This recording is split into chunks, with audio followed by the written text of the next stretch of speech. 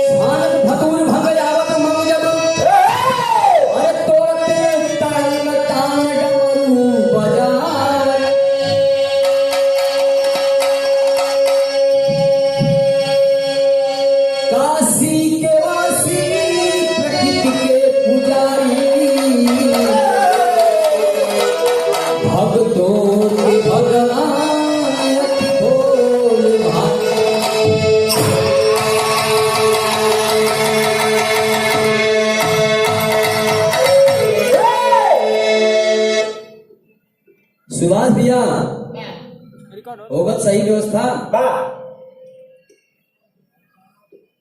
ये जो कार्यक्रम आज का हो रहा है ये लाइव आप लोगों को दिखेगा। जो भी उपस्थित यहाँ पे नहीं हो पा रहे हैं वो लोग, हमारे बहुत सारे चैनल हैं हमारे समाज के, राजभर टीवी चैनल और जालंधर म्यूजिक, अखिलेश भैया का चैनल है, बहुत सारे चैनलों पे जाएगा। तो जो लोग यहाँ पे उपस्थित नहीं हो लाइव देख सकते हैं। और कुछ ही देर में हमारे जो हमारे समाज के, हम तो मुखिया कहते हैं, शायद कोई कुछ कहता होगा, हमसे मतलब नहीं। एक थे भक्त बा माई के दरवाजे पर जाके आराधना कर रहा बा कि माई बड़ी आस विश्वास लेके आई ना आपके शरण में मतारी। लोग हमारा ऊपर विश्वास ना करेला, भरोसा ना करेला, लेकिन हम भरोसा करके मतारी आपके शरण में आई ना, आपके दरबार में आई माँ। ये कहले बा क्या करस भैया?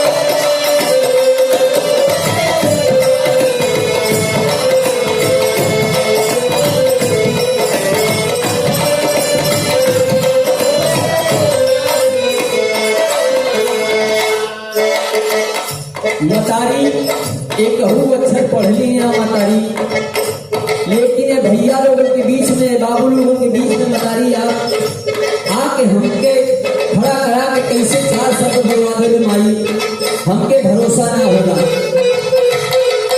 भर महफिल हो, भर का तबील हो,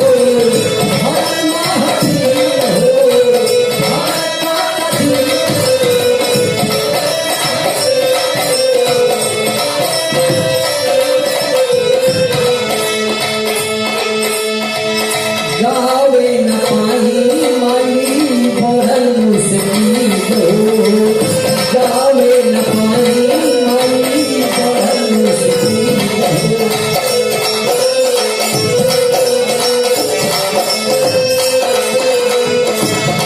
पार कायदा रे माई पार कायदा पार कायदा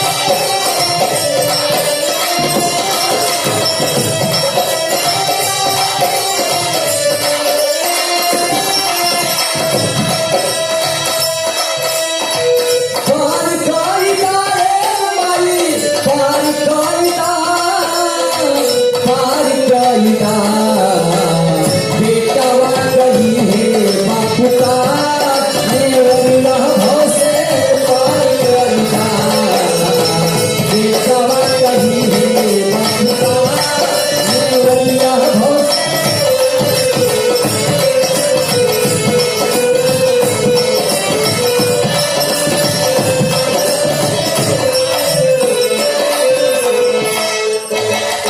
आखिरी बंद में कहना भक्त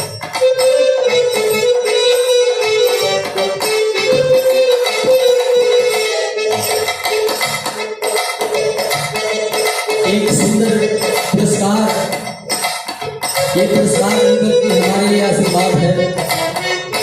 हम लोग समाज के लिए बताइए एक खपोली से पूरी बस भर के आई है हमारे समाज की और ये 101 का पुरस्कार राम शरीफ राजभर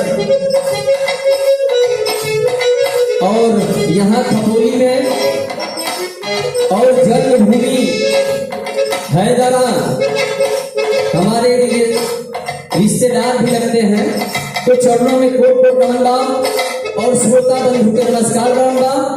जौन भी हमसे गलती हुई या हमारे समाज से गलती हुई वो करे खातिर हम क्षमा प्रार्थी हैं।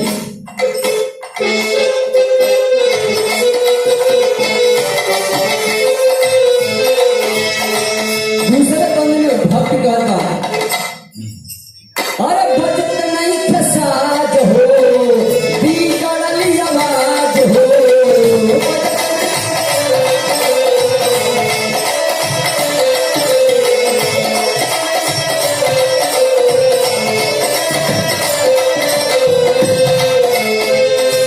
माई हमार साज बाज ओ लायक तनाबा लेकिन आपके शरण में आके कैसे रात बचा दे वो मतारी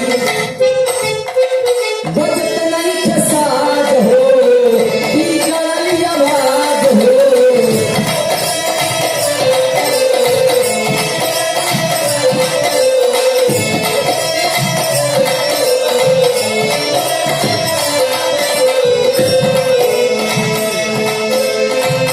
ले हथ परीक्षा हरदम सकल समाज हो ले हथ परीक्षा हरदम सकल समाज हो।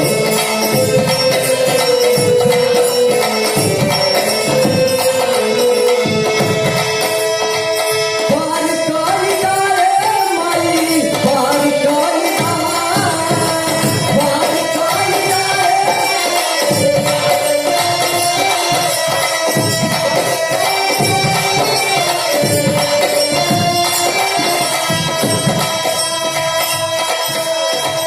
पार कायदा रे माई पार कायदा पार कायदा बेटावा कही है बागोहा नेवरिया भाव से पार कायदा बेटावा कही है बागोहा नेवरिया भाव से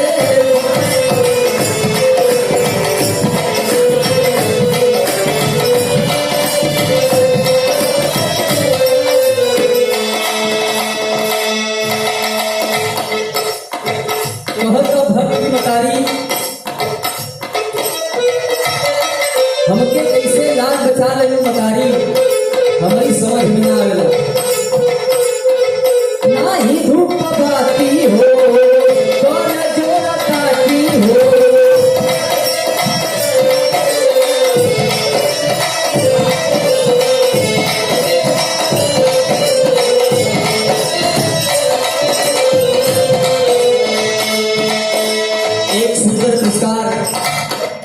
खपोली का समाज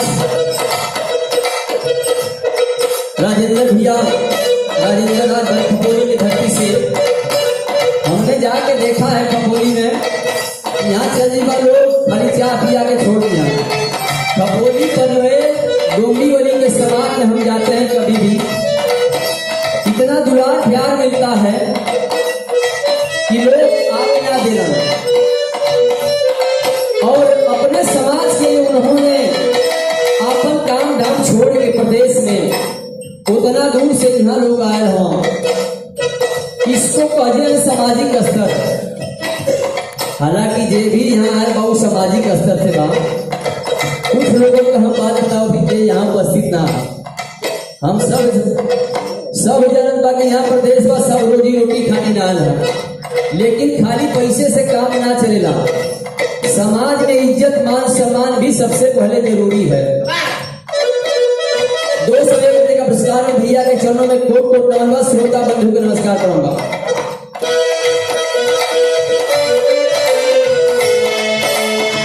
ना ही भूख पाती हो बड़ा जोड़ा काटी हो,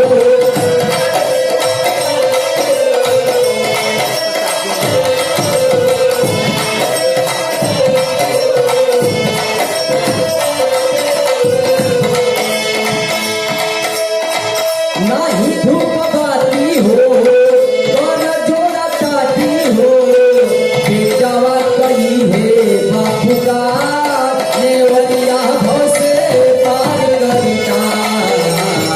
बेटावा कही है बापू का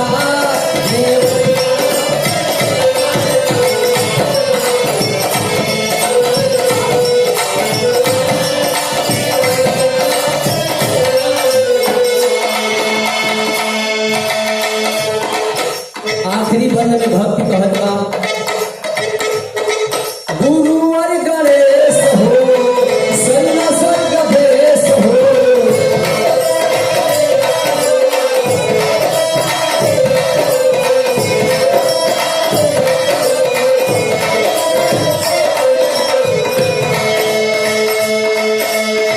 रमेश बिरकेश लिखे माई तो हर भेष हो। रमेश बिरकेश लिखे माई तो हर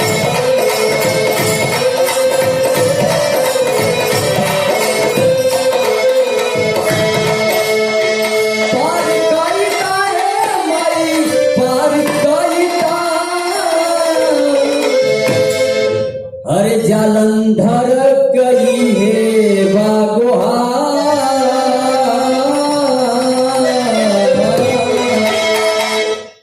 अरे जालंधर गई है बागोहा। नेवरिया भोसे पार कईता। बेटावा कही है बापिका नेवरिया भोसे पार कईता। बेटावा कही है बागोहा नेवरिया भोसे पार कईता।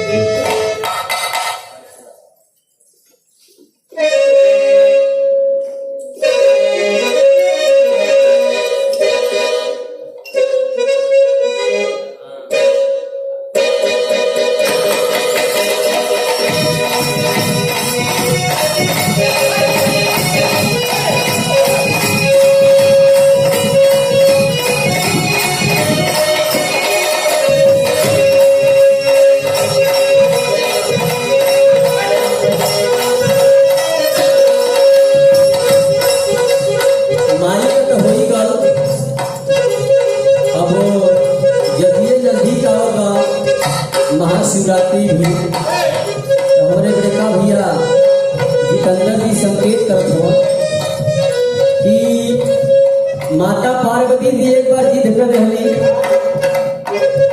कि देखा ब्याह के पहले तू जितना घुमौला तोके खियाल न रहा कि मेहरारू कैसे रही, हम घरे जाई कि ना जाई। भूत बैताल तुहार संगी साथी बाटा, देवतन से कम रिश्ता लगेगा तुहार जितना ज्यादा भक्त बाटन ये कुल भूत बैताल बाटन।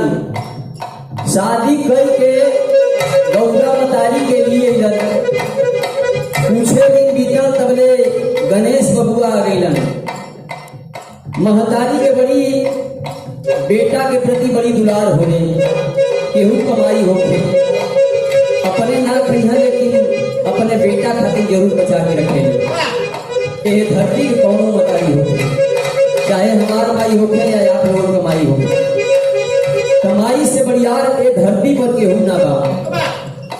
लेकिन वो कहत है कि देखा हम तू बरानी रही जाता बड़ा घुमौला, कहीं 9 परसा ऊँच तो कहीं 9 परसा खाल। लेकिन अब ये मड़ई में जिंदगी बीती उठी ना, एक ठे महल भी बनवा तो दे 1000 रमड़वा के, तो ये कल का करे भैया।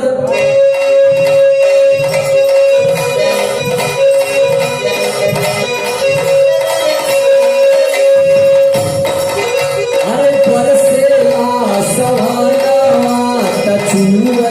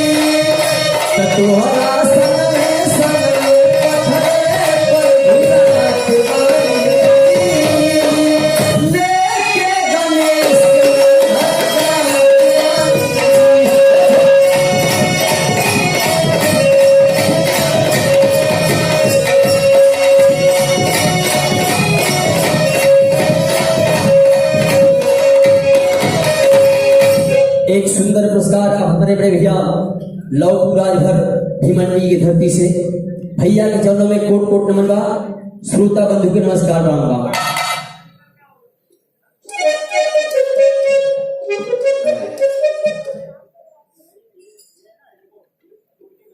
एक सुंदर पुरस्कार रामकरण राजभर खपोली की धरती से भैया के चरणों में कोट कोट नमन बा।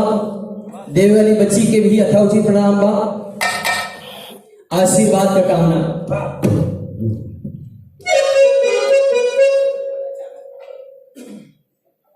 सब हम आप लोग यहाँ पे उपस्थित भय हैं या समाज के बारे में, तो हम अपने कुछ गीत के माध्यम से बतावे चलत हैं कि हमान के समाज में का दिक्कत बा का चाहिए।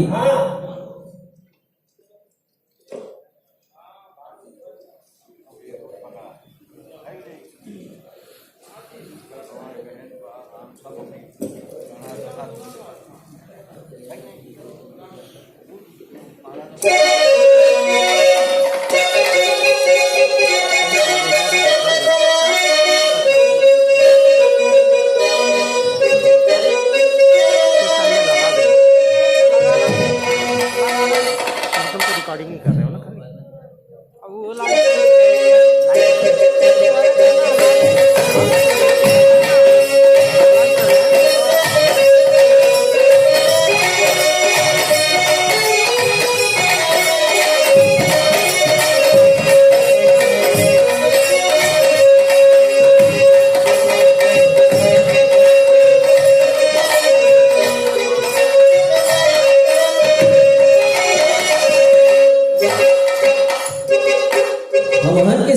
में बड़ी खुशी होले कि जब से साहब आयल हुआ